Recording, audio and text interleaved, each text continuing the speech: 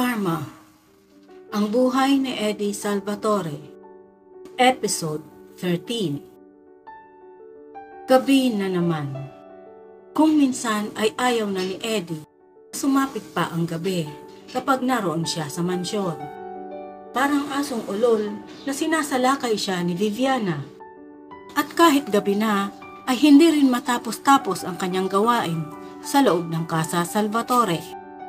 Ang kanyang mga ginagawa ay walang katumbas na sahod. Puro pang-aalila ang dinaranas niya mula sa pamilya.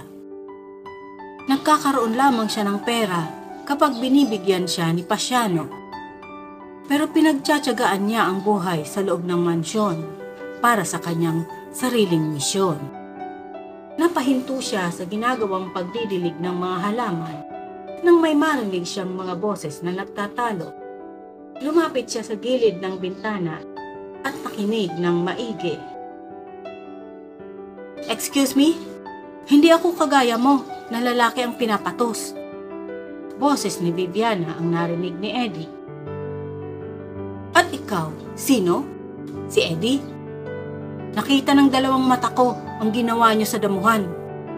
Boses naman ni Gerardo. "Bakit? Naiinggit ka? Dahil hindi kanya type na bading ka?" Sagot naman ni Viviana. "Malalaman ito ni Santiago." Galit na wika ni Gerardo. "Huwag mo akong takutin, Ardo. Isusumbong kita sa mga pulis na ipinatapon mo sa lawa ang bangkay ni Vanessa." Matapang na wika ni Viviana. Nanlaki ang mga mata ni Eddie kasabay ng pagkulo ng kanyang dugo. Napahawak siya sa kanyang dibdib dahil pakiramdam niya ay sasabog ito sa galit. "Tiko mo yung bibig mo, Viviana," marahas na babala ni Gerardo. "Pwes, huwag mo akong pakialaman. Hindi kayang gampanan ng kapatid mo ang kailangan ko. Subukan mong isumbong ako. Ipapadampot talaga kita sa mga pulis dahil sa ginawa mo sa bangkay ng ina ni Eddie." Babala uli ni Viviana. Kuyom ang mga palad at lumuluhang napaupo si Eddie. Pinigil ang sarili na sumigaw sa matinding galit. Isasagawa na niya ang paghihiganti sa lalong madaling panahon at lahat ay pagbabayarin niya.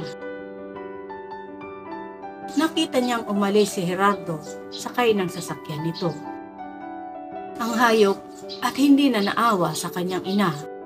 Nalipin na nga hanggang sa magkasakit ay walang awa pang ipinatapon ang bangkay sa lawa. Hindi na namalaya ni Eddie ang mga patak ng ulan. Waring nakikidalamhati sa kanya ang panahon, kasabay ng kanyang mga luha ang malakas na buhos ng ulan. "Eddie, baby, nariyan ka pala." Napatingin si Eddie kay Viviana. Basang-basa rin ito ng ulan at agad na yumakap sa kanya. "Kanina pa kita hinahanap, na-miss kita." Maharot na wika ng babae. Walang pinipiling panahon, oras at lugar si Viviana kapag inaatake ito ng pagnanasa. Si Eddie ay nagdadalamhati at punong-puno ng galit ang dibdib. Walang karamay sa nararamdaman. Itinulak ni Eddie si Viviana pahiga sa semento. Ang babae ang sasalo ng kanyang galit sa mga oras na iyon. Nanggigigil siya sa galit na hinubaran ang babae.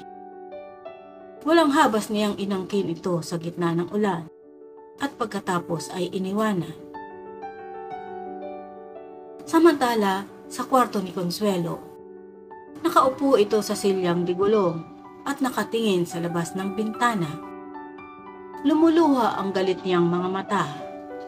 Nasaksihan niya ang ginawa ni na Eddie at Viviana. Sa una pa lang ay ayaw na niya kay Viviana dahil sa uri ng dati nitong trabaho at ngayon ay nasaksihan niya ang kataksilan nito. Napahagulgol si Consuelo. Nawawasak na ang kanyang pamilya. Alam niya na may karelasyong gwardiya si Gerardo at ngayon ay pinagtataksilan ni Viviana si Santiago. Nangangalit ang mga panga niya sa galit, pero wala ng boses na lumalabas sa kanyang bibig. Ang bawat kalamnan niya ay mahinang-mahina at nanginginig pa. Lumipas ang mga araw ay may napapansin ng kakaiba si Pasiano kay Eddie. Hindi na ito pala kwento ng mga nangyayari sa mansyon. Kung minsan ay nakikita niya itong nakatulala. Kapag nagbabasa naman ito ng libro, ay tutok na tutok at hindi niya makausap o sadyang ayaw lang siyang kausapin. Eddie, mukhang maayos na ang lagay mo sa mansyon. Hindi ka na ba nakakaranas ng pagmamaltrato sa mga yon? Sinadya ni Pasiano na lakasan ang boses para mapansin siya ng binatilyo. Mukhang nagulat pa si Eddie nang magsalita si Pasiano. Pareho pa rin ang dati, Tay. Sagot nito nang hindi man lang sumulyap sa kausap. Bumalik ka na dito, Eddie. Makikiusap ako kay Senyorito Santiago na dito ka na lang sa akin manuluyan. Nag-aalala na si Pasiano sa inaasal ng binatilyo. Baka kung ano na ang ginagawa ng magkakapatid sa binatilyo.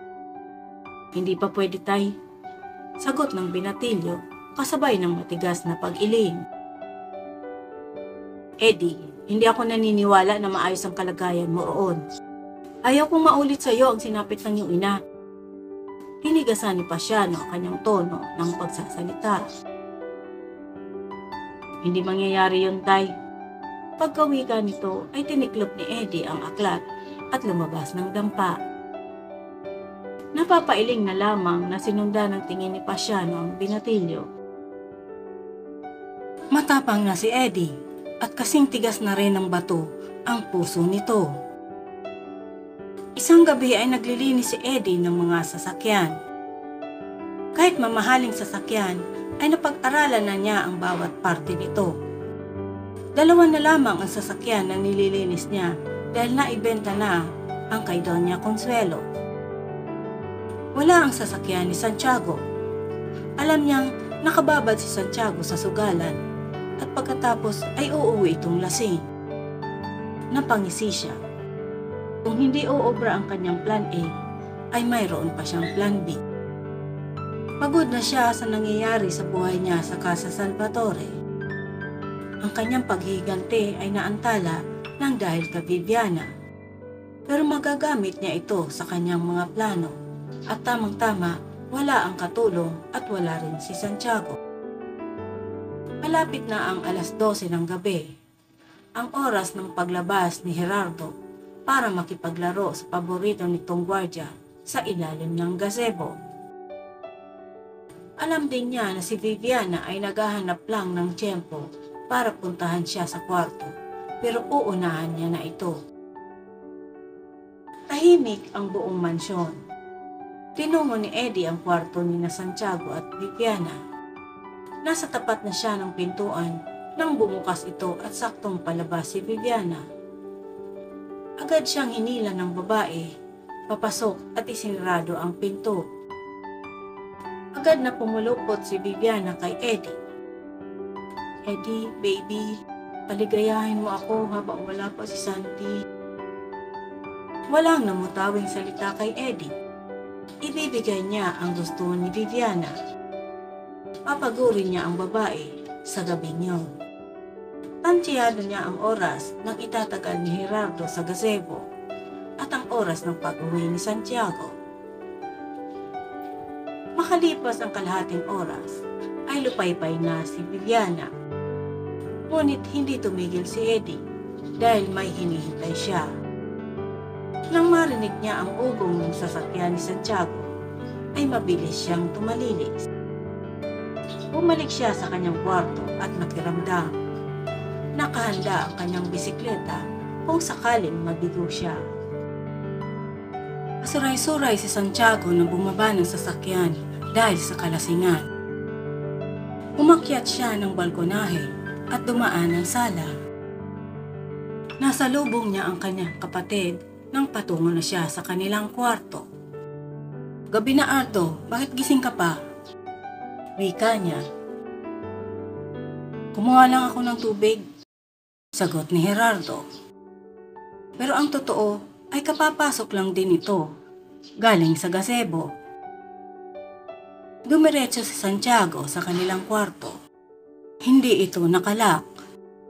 Pagpasok niya ay kakalabas lamang ni Viviana mula sa banyo. Hi honey! Waring nanunukso pa ang hitsura ni Viviana nang batiin ang asawa. Lasing si Santiago at nang makita si Viviana ay ang pangangailangan niya bilang lalaki ang pumasok sa kanyang isip. Niyakap niya ito at hinalik-halikan. Napahinto siya dahil hindi presko ang amoy ni Viviana. Nagngit-ngit agad si Santiago at itinulak ang asawa. Tinatarantado mo ba ako, ha? Napaupo si Viviana sa gilid ng kama. Honey, nagsiselos ka na naman.